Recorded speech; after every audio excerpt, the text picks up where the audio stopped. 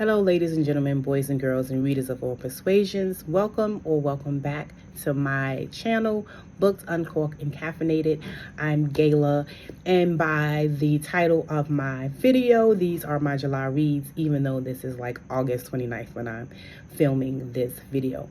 But anywho, that only means I will be back sooner than later for my August reads.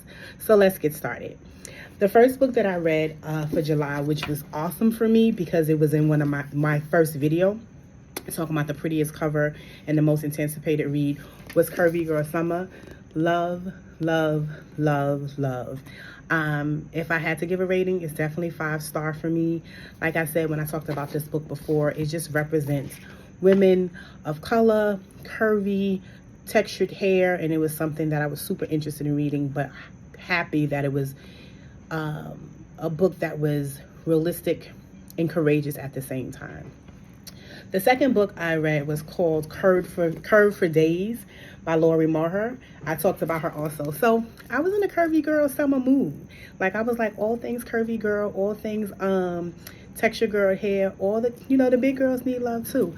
This was also a great book. It was different from Curvy Girl Summer in the sense that both these women had different upbringings and different relationships with men, but it still talked about women of size being loved and treated fairly.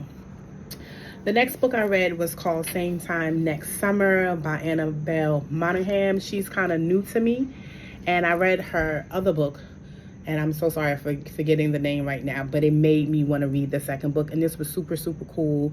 It was a romance book, an unfamiliar author to me, and it was just a cool read, just an easy breezy read, no fuss, no muss, and it just got me through a couple of days of just reading from my TBR.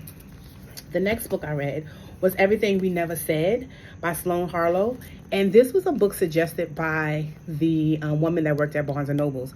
I was in Barnes & Noble one day, and I was just looking for some new books to read. And this was one of the recs from the workers there, and she said it was really, really good. It's a YA mystery, and it actually was really good, and I enjoyed it. So I would definitely recommend this. Even if you're not a YA girly, this was definitely a good read and has some substance to it.